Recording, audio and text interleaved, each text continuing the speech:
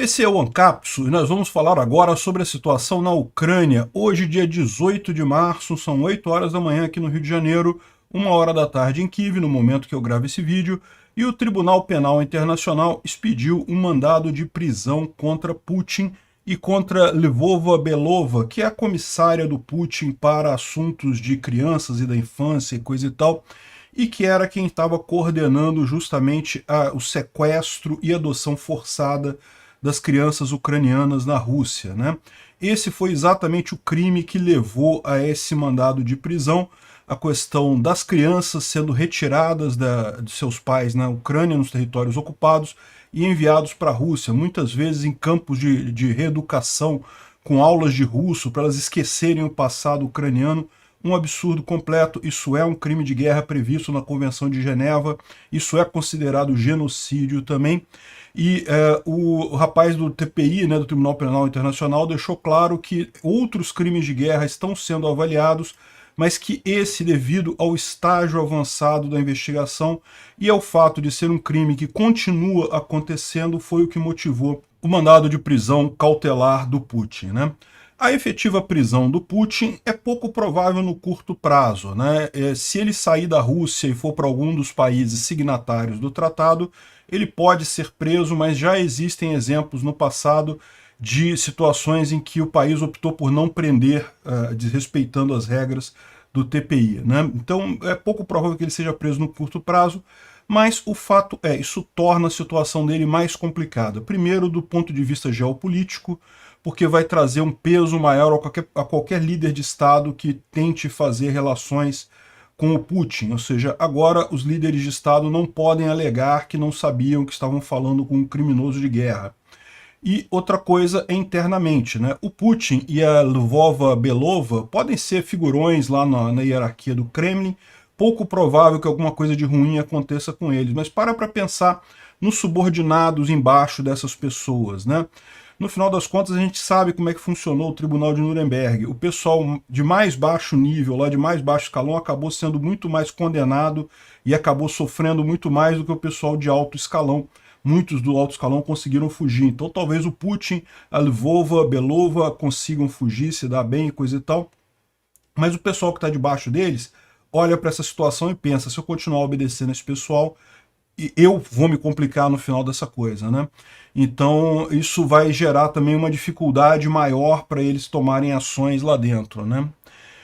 Enfim, foi assim que o Gaddafi se deu mal há um tempo atrás, né? Vocês lembram, o Gaddafi era o ditador na Líbia, havia um processo contra ele no Tribunal Penal Internacional, ele acabou condenado por esse processo, também pediram a prisão dele nesse processo, e cerca de 4 meses depois, é verdade, na época teve também forças especiais, forças externas atuando na Líbia, mas na verdade quem derrubou o Gaddafi especificamente foi o pessoal do próprio palácio, do próprio governo dele, que acabou tirando ele e decapitando ele, né? Enfim, não é impossível imaginar alguma coisa similar com o Putin. Bom, além disso, os ucranianos derrubaram outro avião próximo a Bakhmut, um Su-25 dessa vez, e a gente está vendo uma grande coluna de MRAPs a caminho de Bakhmut. Será que os ucranianos vão realmente fazer aquela ofensiva que o pessoal está imaginando? Vamos falar sobre esses e outros assuntos em detalhes. Essas notícias foram sugeridas por Peter Gordelícia, Estação Verão e várias outras pessoas. Obrigado aí ao pessoal que sugeriu a notícia, obrigado a você que está assistindo o nosso vídeo. Se você gosta do nosso conteúdo, por favor, deixe o seu like e se inscreva aqui no canal, né? Pois bem, o grande assunto de ontem foi justamente essa prisão do Putin, né, ou a ordem de prisão do Putin, mas teve muita coisa ontem também, tá? Teve também um ataque de drones que causou danos na Ucrânia, e teve várias ações na linha de frente. Mas vamos começar pelo Tribunal Penal Internacional, porque é sem dúvida alguma o que chama mais atenção, né? A ordem diz respeito à deportação ilegal, ao sequestro de crianças ucranianas. A gente já falou sobre esse assunto em vários vídeos aqui ao longo da nossa série. Essas denúncias existem desde o ano passado. O que acontece? A Rússia invadiu várias cidades lá, e quando tinha as crianças lá, né, os russos matavam os pais das crianças, porque estão numa guerra, matavam os pais das crianças, sobrava criança, eles mandavam para o orfanato, e dali ia para a Rússia, para ser reeducada em russo e coisa e tal a criança. É um absurdo isso, é um crime de guerra. Por quê? Porque o objetivo passa a ser matar a cultura do lugar, a história do povo, né? O mandado de prisão, portanto, é um mandado cautelar, o que significa que ele ainda não foi condenado pelo crime, mas já tem evidências suficientes para ligar ele ao crime e ele continua cometendo o crime. Esse é um dos preceitos para você ter um mandado de prisão cautelar, ou seja, a ideia de você interromper o delito, né? E foram essas duas pessoas aqui, o Putin e a Lvova Belova, que é a comissária dele para direitos de criança. Eu não sei qual é o nome do cargo dela exato, não, mas não interessa. Ela é quem está organizando essa coisa toda de deportação de crianças para a Rússia, né? E eles colocam isso lá na Rússia como se fosse uma coisa de caridade. Olha só, estamos ajudando os órfãos ucranianos. Não, os russos estão matando os pais das crianças e estão tirando as crianças de lá. Isso é um sequestro, isso é um absurdo. Não é nenhuma boa vontade, né? Ela própria falou, não, porque eu também adotei uma menina ucraniana e coisa e tal. Olha que absurdo esse tipo de coisa. Um absurdo, essas pessoas merecem mesmo ir para a cadeia, né? O porta-voz do Tribunal Penal Internacional fez a declaração. Ele disse que estão sendo investigados vários outros crimes de guerra também lá na Ucrânia. Esse não é o único processo, mas esse processo está mais adiantado e particularmente nesse caso, como é um crime que continua acontecendo de forma seguida, eles optaram por essa medida cautelar. Originalmente, o mandado de prisão do Putin seria mantido em sigilo. Então, eles iriam fazer esse mandado de prisão, mas em sigilo. Se ele, por acaso, saísse da Rússia e fosse para qualquer um dos países signatários do Tribunal Penal Internacional, ele poderia ser preso. Mas eles optaram por tornar pública esse mandado exatamente para esclarecer as pessoas na Rússia sobre o que está acontecendo lá na Ucrânia, né? Então ele conta aqui que é justamente o Putin é o responsável pelo crime de guerra de deportação ilegal de crianças, que transferem civis do território ocupado para outros territórios. O curioso é que isso é um crime que a Rússia é muito comum na história russa. A Rússia fez muito disso para enfraquecer populações não russas em outros locais conquistados. A Rússia, vocês sabem, é um império, né? Eles conquistaram vários outros povos que tinham na região ali, os tatars, os cossacos, os yakutes. Tem várias tribos, várias nacionalidades ali naquela região que foram conquistados pelos russos. E qual que era a medida que na época o Império Russo fazia? Era justamente tirar a população daquela região e para outra região, de forma que enfraquecia esses povos e impedia uma revolta contra o exército russo. E até hoje eles acham esse tipo de coisa razoável, né? O pessoal comenta como tem uma segunda Ucrânia na Rússia, na região de Vladivostok, porque justamente na época de Stalin, na época da União Soviética, Stalin levou muitos ucranianos lá para Vladivostok, justamente para tentar evitar revoltas na Ucrânia contra o domínio da União Soviética, né? Enfim, e nesse caso aqui ele fala que justamente é no interesse da justiça para prevenir a prática de crimes futuros, porque, como eles dizem, isso está acontecendo nesse momento ainda, os russos ainda estão tirando crianças da Ucrânia para levar para a Rússia, né? Um ponto importante dessa história toda é justamente o motivo que levou a esse mandado de prisão. Isso não é coisa pequena, tá? O Tribunal Penal Internacional só emitiu mandados de prisão para 3 líderes de Estado em poder no momento em que receberam esse mandado de prisão, que foi para o Gaddafi, para o Putin, e o outro rapaz é o Omar al-Bashir, que é do Sudão. Então não é uma coisa que o Tribunal Penal Internacional faça levianamente, é uma acusação bastante séria, né?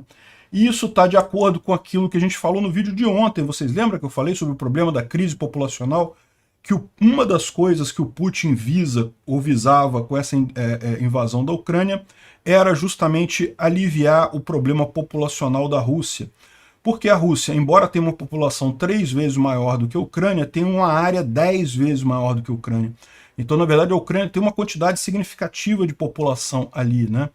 E esse era um dos objetivos do Putin. É lógico, é mais um objetivo que ele falhou, porque ele esperava que ele ia conseguir dar um golpe na Ucrânia rapidamente, ocupar a Ucrânia em pouco tempo. Isso não foi o que aconteceu, e agora ele está perdendo muito mais jovens, está destruindo a juventude do país dele, justamente mandando mais homens para a linha de frente sem possibilidade nenhuma de conquistar a Ucrânia nesse momento. Na cabeça dele, no planejamento dele, um dos objetivos, um dos ganhos que ele teria com essa invasão da Ucrânia seria justamente repor a população na Rússia, que está diminuindo a cada ano que passa, né? E é isso que eu falo para vocês, essa crise demográfica que a gente vai enfrentar vai ser muito, mas muito mais importante que crise climática, mudanças climáticas, essas besteiras que o pessoal fica falando. Isso aí vai ser fichinha perto do grande desafio que a gente vai ter nas próximas décadas, que vai ser justamente a crise demográfica, né? E, por outro lado, mostra exatamente como é que países ditatoriais, países comunistas, países socialistas, controladores, não tem nenhuma chance, porque justamente ninguém quer morar nesses países. Então as pessoas naturalmente saem desses países muito controladores, muito autoritários, e vão para países onde elas têm mais liberdade. Então, por isso que a Rússia está tão mal, por isso que a China está tão mal. Os Estados Unidos não está tão mal assim, justamente porque atraem muita gente para suprir essa queda demográfica. E aí eu deixo o recado mesmo que eu deixei ontem sobre a questão aqui no Brasil. O Brasil tem que começar a se preocupar com isso, tem que acabar com esses governos de esquerda, socialistas, autoritários, que proíbem as pessoas de falar coisas na internet. Isso tem que acabar, isso é uma questão de vida ou morte para o Brasil. O Brasil, se continuar nesse passo de autoritarismo do Alexandre de Moraes, do Lula, do Flávio Dino, isso pode criar um problema enorme para o Brasil em muito pouco tempo, com a fuga de pessoas daqui. Ninguém quer morar em regime comunista, em regime socialista, né? E sim, eu sei, o pessoal criticava o Bolsonaro pra caramba. Olha só, o Bolsonaro saiu e não deu golpe nenhum, não fez nada de mal, não fez nada de errado. Ao contrário, a gente nunca teve tanta liberdade aqui no Brasil, inclusive para criticar o governo, quanto durante o governo Bolsonaro, né? Agora, no Lula, a gente não pode nem falar as coisas direito, que já está arriscado ser censurado na internet, já estão falando de PL de fake news. Esse caminho é um caminho de destruição do país. Pois bem, mas a gente tem que ver, lógico, no caso do Putin, a questão, será que o Putin vai ser preso no final das contas? E, bom, no curto prazo é pouco provável, né? A Rússia, ela já foi signatária do Tribunal Penal Internacional, mas ela retirou a sua assinatura, né? Então aqui nesse mapa mundi aqui, está indicando justamente os países que são signatários, que são os países em verde. O Brasil está aqui, a maior parte da Europa está aqui também, boa parte da África, Austrália, coisa e tal. As exceções notáveis são Estados Unidos e Rússia, né? As duas aqui não foram signatárias e depois retiraram suas assinaturas. A Ucrânia, ela é signatária, ela aceitou o Tribunal Penal Internacional, ainda não ratificou o tribunal, mas isso é uma questão de tempo. Inclusive, eu imagino que com essa movimentação agora, tem tudo para ratificar o tratado, assinar, né, ratificar esse tratado internacional. Tem vários outros países nessa condição também, são os países marcados em amarelo nessa situação aqui, né? Então, em tese, se o Putin sair da Rússia e for para qualquer estado desse, qualquer país desse em verde, ele poderia ser preso, ele tem que ser preso, tá? Não é uma questão da escolha do país, mas já aconteceu no caso lá do presidente do Sudão, que já tinha um mandado de prisão contra ele, ele viajou para a África do Sul e a África do Sul não prendeu ele. Ou seja, já aconteceu de no passado países não agirem em cima do mandado de prisão. É errado, é contra o próprio tratado, mas não é incomum, né? Não é impossível que isso aconteça. O fato é, a prisão efetiva do Putin é uma coisa pouco provável, pelo menos no curto prazo. Mas isso não quer dizer que ele não vai ter problemas, é o que eu expliquei, né? Ele e a Lvova Belova são ricos, são pessoas de alto escalão lá na Rússia, então eles estão bem, né? Estão no centro do regime ali. Agora, para pensar nos subordinados dessas pessoas, as pessoas que estão embaixo dela, que obedecem ordens dessas pessoas. Você começa a ter um medo maior nessas pessoas, porque, primeiro, elas não estão tão bem assim no regime. Elas não são pessoas de alto escalão, não estão ganhando rios de dinheiro por lá. Segundo, ela pode estar sacrificando o futuro dela, que o futuro dela pode ser bem ir para o exterior e coisa e tal, e fazer alguma coisa fora da Rússia. E segundo, se o governo russo falhar, essa pessoa só tem a perder, ela não tem mais nada a ganhar ali, né? Então, isso incentiva insubordinação, enfraquece o apoio ao Putin no próprio governo e também na comunidade internacional. O Xi Jinping, a gente vai falar sobre isso daqui a pouco, tá para ir lá na Rússia, né? E até aqui não foi anunciada a viagem. A gente já está falando há alguns dias que ele está para ir lá na Rússia agora no dia 21, 22 de março, né? ainda não foi anunciada a viagem, e aquele negócio começa a ficar uma coisa mais chata para ele. É possível que a essa altura, como a viagem já estava marcada e coisa e tal, que o Xi Jinping vá de qualquer forma à Rússia, mas cria um clima mais diferente nessa história. Por quê? Porque o Xi Jinping agora não pode alegar que estava simplesmente conversando com um chefe de Estado, né? Ele sabe agora que o Putin é um criminoso de guerra. E o Tribunal Penal Internacional também respondeu ao questionamento de, uma vez que a Rússia não é assinante desse tratado, como é que podem prender uma pessoa ou decretar a prisão de uma pessoa na Rússia? E o Tribunal Penal Internacional disse que, não, a questão é a seguinte, pelas regras do tribunal, a pessoa, onde o crime é cometido é que precisa ser signatário do tribunal. No caso, a Ucrânia, ela aceitou o Tribunal Penal Internacional 2 vezes, em 2014 e 2015, ainda não referendou na Veronkha Rada, lá na Câmara ucraniana, mas isso deve acontecer aí em breve. Então, como o crime aconteceu na Ucrânia, a Rússia é elegível de sofrer punições pelo Tribunal Penal Internacional. E não é a primeira vez, né? Vocês lembram o Igor Strelkov, o Igor Girkin, que é aquele criminoso de guerra que ainda fala muito aqui no espaço de informação russo. Ele também foi condenado pelo Tribunal Penal Internacional justamente por conta de derrubar o voo MH7 lá em 2014 em cima da Ucrânia também, né? Então é aquele negócio, o Putin vai ser preso imediatamente? Não, pouco provável isso acontecer imediatamente. Mas isso vai enfraquecer o Putin, isso vai ter sim consequências para o Putin, vai gerar problemas para ele, tanto no cenário internacional, na geopolítica internacional, quanto internamente também, né? E dá para ver que os russos ficaram chateados, sabem que vão ter problemas com isso. Primeiro pela reação até das russetes aqui no Brasil, né? As russetes estão tudo em polvorosa. Ai, quero ver prender o Putin, não sei o que lá. Entra aqui na Rússia para prender o Putin para vocês verem, coisa e tal.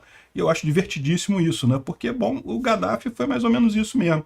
Nem precisou o pessoal invadir e fazer nada com o Gaddafi, foi o próprio pessoal lá da Líbia que tirou o Gaddafi do poder, né? E ainda teve uma pessoa que falou para mim assim, mas o Gaddafi, olha como é que está a Líbia agora, toda destroçada, né? Pois é, olha como é que vai estar a Rússia daqui a algum tempo, né? Realmente é muito triste esses ditadores, o que eles fazem com o país, eles destroem o país completamente. Países precisam crescer na sua sociedade, é a sociedade que faz um país, as pessoas que não estão no governo é que fazem o país. O governo é só um mecanismo que atrapalha, é só um sanguessuga que fica sugando recursos da sociedade, né? Quando você tem ditadores muito cruéis, como o Gaddafi, como o Putin, isso destrói qualquer iniciativa na sociedade, destrói qualquer coesão social.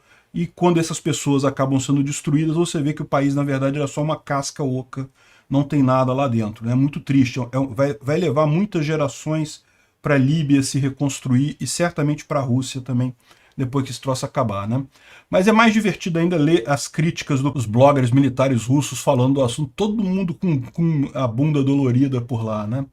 Piadas à parte, deve ser entendido que essa ordem criada pelo Tribunal de Haia realmente queima a última ponte que poderia permitir o Putin a retroceder e apertar as mãos com os parceiros do Ocidente, né? Esse pessoal fala como se fosse uma coisa assim, não, é uma guerra de iguais. Não, não é. É um país maluco que invadiu o outro, não tem igual aqui. Criminoso é uma coisa, vítima é outra coisa, né? Então não importa como isso soe, o fato é que o presidente está agora no mesmo barco que a gente, não tem como voltar atrás, né? Não tem como retroceder nessa história, não tem mais como ter gestos de boa vontade, coisa e tal.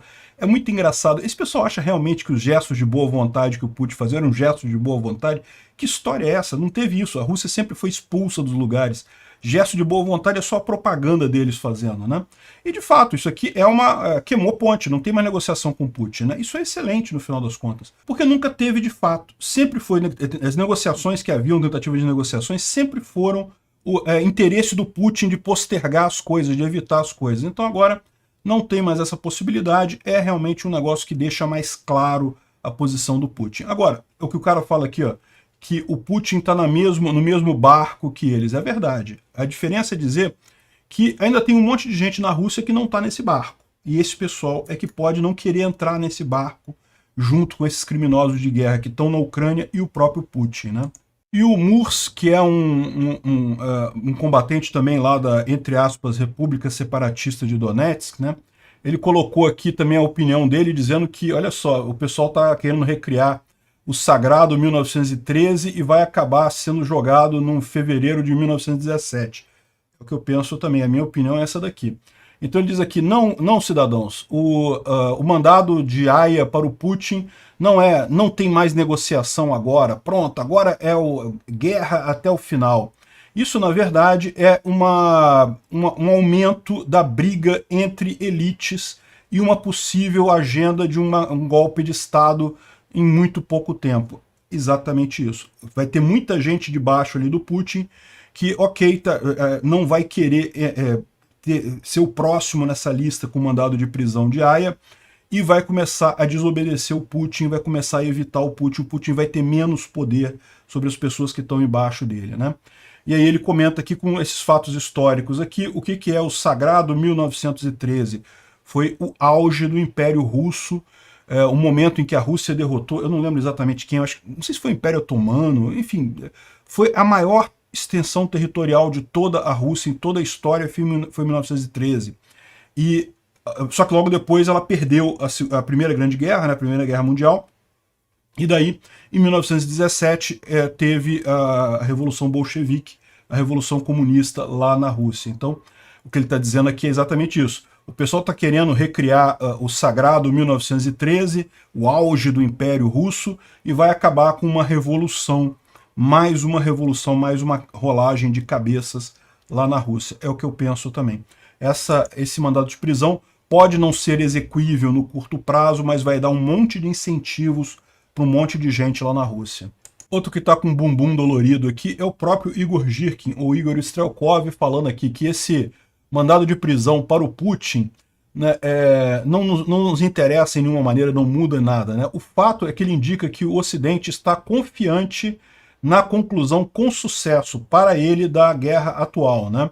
O que ele coloca aqui é que esse tipo de coisa, o Ocidente não faria isso se ele tivesse alguma dúvida de que a Ucrânia não pode expulsar as tropas russas e acabar com essa guerra em pouco tempo. E faz sentido o que ele fala aqui, né? Porque, como o pessoal falou, isso meio que queimou a ponte da negociação. Não tem mais negociação com Putin agora. Quando acabar essa guerra, o Ocidente ganhando, o Putin vai ser preso. A única coisa que resta para o Putin é lutar até o último homem, até a última pessoa lá na Rússia. E isso mostra que o Ocidente está chegando à conclusão de que vai ganhar essa guerra. A ofensiva deve estar acontecendo aí daqui a pouco, a gente vai falar sobre ela mais um pouquinho aqui na frente.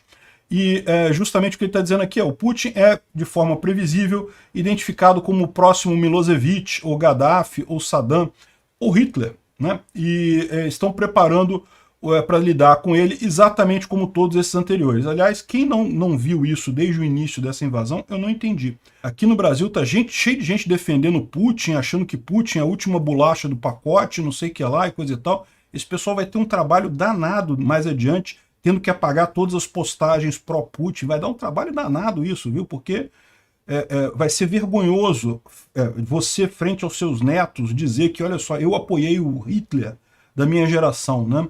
Enfim, esse tipo de coisa é o que vai acontecer, está mais do que na cara, e o pessoal do Ocidente está bastante confiante nisso para tomar essa ação, como diz aqui o Igor Girkin, né? Ou seja, isso mostra bem que se tem muita russete por aí achando que isso aí não quer dizer nada, que não vai ter diferença nenhuma, mas o Putin tem um monte de arma nuclear. Pois é, agora tem mais um motivo para o pessoal que está debaixo do Putin ignorar a ordem dele de disparar arma nuclear se for o caso, né? E ele tem muito menos armas nucleares do que dizem que ele tem no final das contas. Sempre foi muito improvável Putin usar armas nucleares, sempre foi quase impossível isso. Agora, menos possível ainda, exatamente porque ninguém vai querer ser acusado de crime de guerra junto com um criminoso de guerra, né? Voltando para a Ucrânia, ontem teve um grande ataque de drones no início da noite de ontem. Foram 16 drones Shahed 136, 131, dos quais 11 foram abatidos. Infelizmente, houve sim alguns ataques que tiveram sucesso.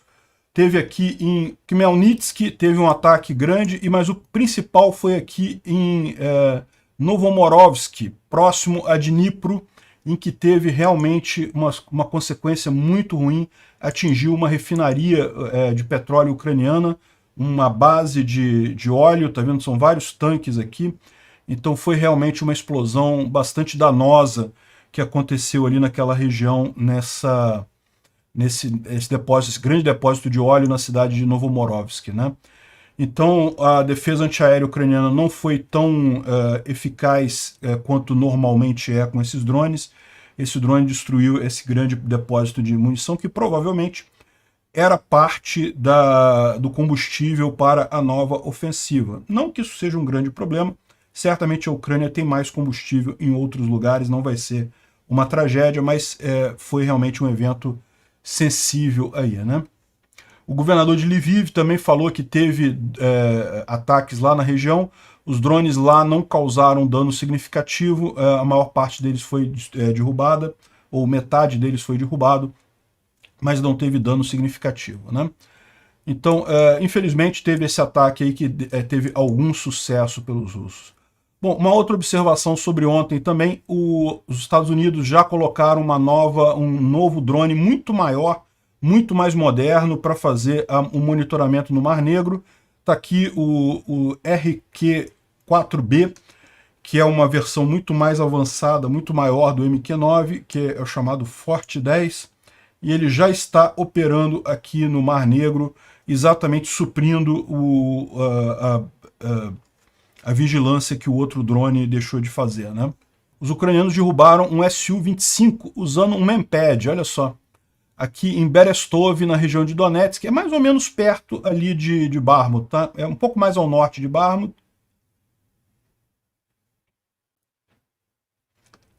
Olha lá, dá para ver o avião caindo ali.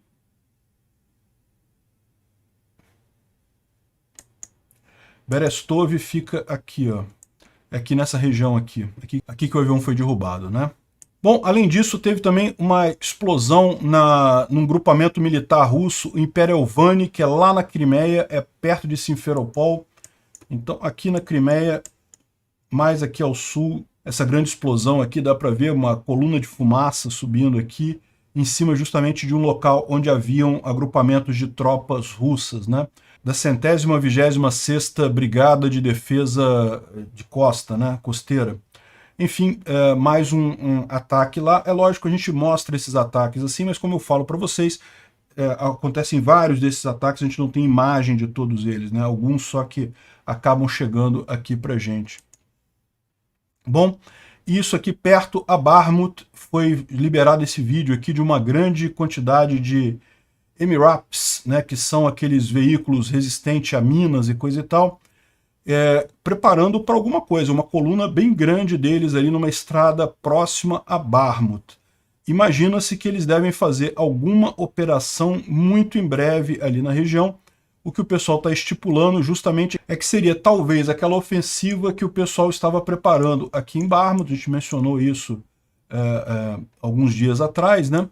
Que os ucranianos optaram por segurar a Bakhmut, por manter aberta a linha de comunicação aqui, segurar isso daqui, e principalmente porque estavam preparando uma grande ofensiva que iria cortar os russos aqui. À medida que os russos avançam, a linha de frente deles fica mais ampla, fica maior, fica mais difícil de ser defendida, e daí permite que os ucranianos consigam fazer um contra-ataque, talvez com muito sucesso aqui nessa região. Vamos aguardar para ver como é que caminha essa preparação. A gente não sabe se é isso, se é outra coisa. Talvez aquele vídeo ali não tenha nada a ver com nada, mas o que estão mencionando é esse tipo de possibilidade dos ucranianos fazerem essa contraofensiva aqui, que talvez já seja a contraofensiva principal deles, já o início dela, né?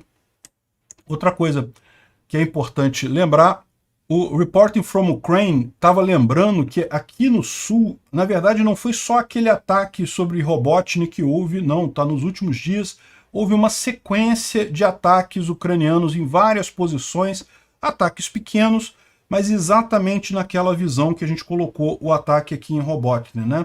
Que foi justamente um pequeno grupamento ucraniano fazendo um avanço só para testar a defesa russa. Isso é fundamental antes de uma ofensiva de larga escala, você saber como é que o inimigo está se preparando ali. Ou seja, você tem mais uma indicação de que pode ser que essa ofensiva ucraniana esteja muito próximo, né? A gente não sabe, eu ainda acho que o mais provável é que ela ocorra lá para o final de abril, meados para o final de abril, mas talvez seja algo mais cedo, talvez estejam preparando justamente para pegar os russos de surpresa, né? O fato é, neste momento, o solo lá na Ucrânia ainda está muito molhado, já está começando a secar, né? A temporada da lama lá na Ucrânia é justamente iniciozinho da primavera, já está começando a secar agora porque a temperatura lá está alta, então não tem problema. Mas ainda não é o ideal, né? E lembra, quando você passa um blindado muito pesado, você acaba piorando as condições da região onde você está passando. Então talvez seja arriscado fazer algo neste momento, mas os ucranianos estão preparando alguma coisa imediata, não é coisa lá para frente não, é coisa mais imediata aqui. Pode ser alguma coisa mais focada só em Bakhmut, talvez.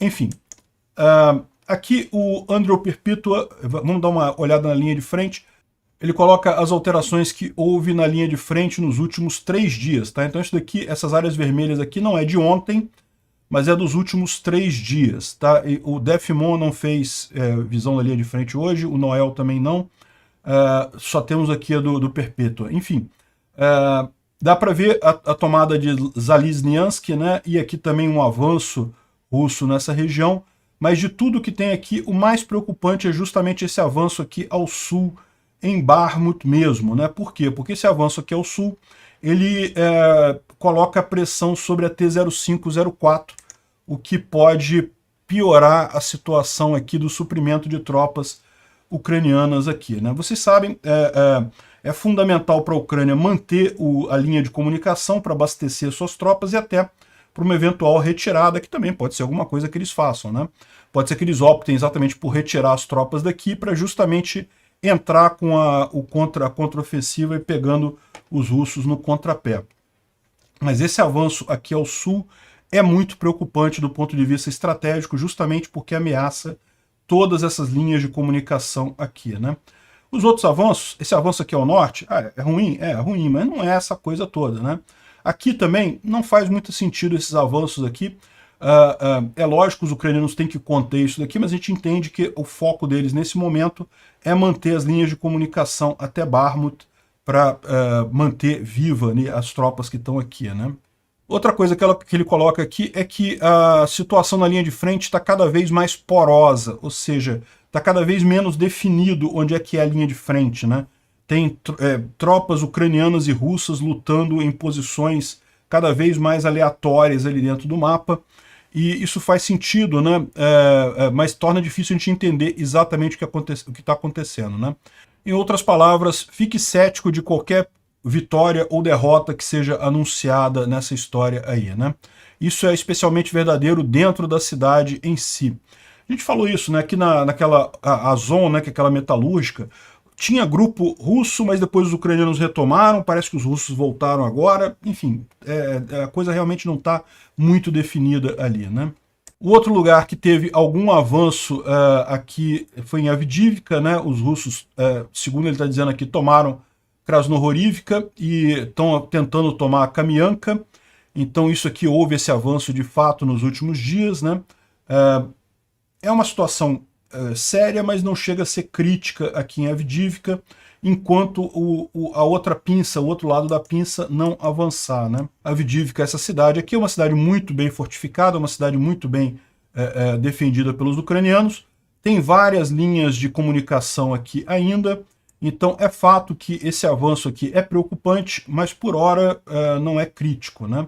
Crítico seria se os russos conseguissem avançar do lado de cá também, aí isso pode tornar a situação mais crítica aqui em Avdiivka. Para isso, segundo ele, não tem nenhuma outra grande mudança na linha de frente, né? A gente tem visto isso nos últimos dias, muito pouca coisa tem acontecido. O foco realmente é Avdiivka e Bakhmut, né? E agora, em Zaporizhia, os ucranianos testando as defesas ali. O Instituto para o Estudo da Guerra fala sobre a possível visita do Xi Jinping ao Putin, que deve acontecer do dia 20 de março ao dia 22 de março. Ou seja, a gente está falando da semana que vem. Uma pergunta, curiosidade mesmo, né? Eu sei que o Lula está indo para a China neste momento, ele está a caminho da China. Ele vai chegar lá e o Xi Jinping não vai receber ele, será? Porque, né, pelo que estão dizendo aqui, o Xi Jinping vai para a Rússia no dia 20 ao dia 22. Ou talvez ele encontre com o Lula e depois vá para a Rússia, não sei como é que vai ser essa lógica. Mas certamente essa visita do Lula lá na China para lamber os pés do Xi Jinping não está sendo tratada com muita importância pelos chineses. Importante mesmo é o relacionamento deles com a Rússia, evidentemente, né? Ele fala um pouco mais sobre a briga do Prigozhin com o Ministério da Defesa russo e fala alguma coisa também aqui sobre Belarus e a Sérvia tentando evadir sanções contra a Rússia. A gente vai falar um pouco sobre isso também mais adiante, né? Bom, tem uma outra história que é complicada de entender. Um comandante ucraniano chamado Kupol, que é considerado um dos melhores comandantes ucranianos, ele deu uma entrevista para o Washington Post, em que ele criticou o treinamento das tropas ucranianas. Ele disse que está faltando muito treinamento, que os soldados estão indo com muito pouco conhecimento, que as condições estão muito ruins e coisa e tal de treinamento, que o ucraniano devia treinar melhor, o exército ucraniano deveria treinar melhor os seus soldados, né? E ele acabou sendo demovido, ou seja, o exército ucraniano optou por tirar ele do posto de comando e colocar ele como subcomandante de uma unidade, né? E tem muita gente criticando, dizendo que não, olha só, ele fez críticas e as críticas eram válidas, era importante o Ministério da Defesa considerar essas críticas e coisa e tal. A questão toda, o que eu penso aqui é que realmente ele fugiu da linha de comando, né? Porque no final das contas esse tipo de crítica você deve fazer internamente. Você deve criticar, não tenha dúvida, internamente esse tipo de problema. O grande erro é jogar isso na imprensa. Por quê? Porque isso acaba tendo repercussões em termos de política, em termos de apoio internacional ao país, em termos de um monte de coisa. Então esse tipo de crítica feito desse jeito realmente pode ser acabar sendo prejudicial ao país, né? O cara, sem dúvida alguma, é um combatente muito valoroso, eu tenho certeza que eles vão reabilitar ele muito em breve, mas uma punição era necessária para evitar que esse tipo de coisa se tornasse algo comum no exército ucraniano, né? Não estou dizendo que os problemas não existam, os problemas existem, evidentemente que existem, e eu imagino isso deve estar sendo tratado dentro do Ministério da Defesa ucraniano, lá deve estar sendo feito da melhor forma para corrigir os eventuais problemas que houve lá durante esse período, né? E dá para ver que o pessoal do Ukraine Frontlines, né, que são civis, né, que estão cobrindo a coisa, falando muito revoltados, dizendo que nós não somos a Rússia, não somos gados, não podemos ser mantidos em silêncio e coisa e tal. Pois é, mas eu acho que existe um ponto aí importante, que é justamente quando a pessoa que está dentro da estrutura militar critica a própria estrutura. Isso é um ponto que é realmente complicado de você contornar. Lógico, a Ucrânia não é a Rússia, as pessoas têm liberdade de criticar, tanto que ele está criticando aqui, não vai acontecer nada com ele. As pessoas têm liberdade de criticar o próprio exército ucraniano, mas a verdade é, uma pessoa de dentro do próprio exército começar a tecer críticas, isso pode ter consequências muito ruins, e eu acho que por isso que os ucranianos tomaram essa medida, que certamente não é uma medida popular. O cara é um herói de guerra, é uma pessoa importante dentro do exército, como eu disse, eles vão reabilitar ele muito rapidamente, mas é necessário esse tipo de punição, né? Bom, isso daqui é uma mensagem de otimismo aqui de uma ponte na região lá de Mykolaiv. Eu vou mostrar para vocês qual é exatamente a ponte. É nessa região aqui que foi retomada dos russos, né? Vocês lembram aqui o Ingulets, esse rio que passa por aqui, que faz várias voltinhas aqui. Ele tem um monte de pontes, se não me engano, essa ponte, eu não lembro em qual dessas curvinhas é, mas é uma dessas, acho que é essa daqui, ó. Essa ponte aqui, ó, que é para o norte, ela. Essas pontes foram todas destruídas pelos ucranianos na época da briga aqui, né, justamente para deixar os russos sem munição, justamente para deixar os russos sem suprimentos, né, foi a estratégia ucraniana para expulsar os russos dessa região. E essa ponte foi reconstruída muito rapidamente. Começou no dia 30 de... eu não vou saber ler esse nome aqui. Isso aqui é janeiro. 19 de janeiro estava a ponte totalmente destruída, sem nada. 30 de janeiro eles começaram a obra.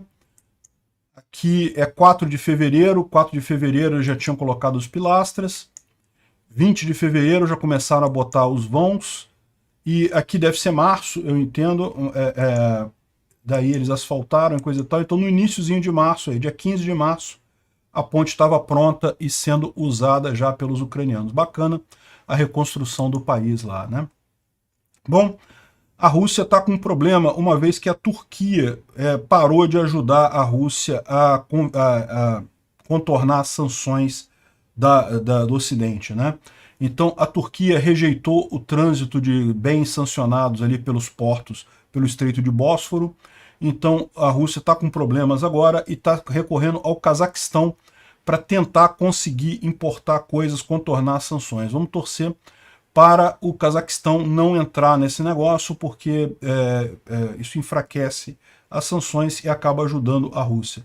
O Cazaquistão está tentando se afastar da Rússia, então é uma boa oportunidade para marcar esse tipo de mudança, né? Obrigado por assistir o vídeo até o final. Além de curtir, compartilhar e se inscrever no canal, considere se tornar patrocinador com valores a partir de R$ 1,99. Clique no botão Seja Membro abaixo para saber as condições e vantagens de patrocinar o canal. Mais informações sobre o nosso projeto, visite nossos sites indicados na tela.